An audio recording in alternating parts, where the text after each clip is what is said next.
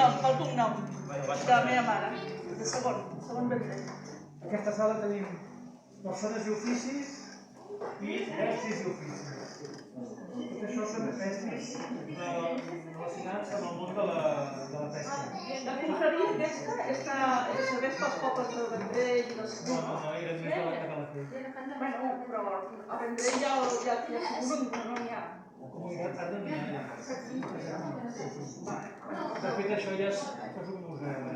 La confraria com a tal encara existeix, però és desigual.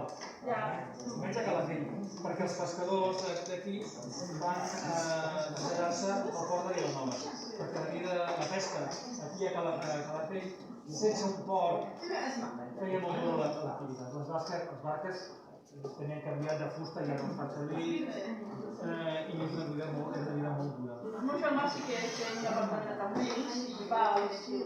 Ara no hi és, a Cambrils.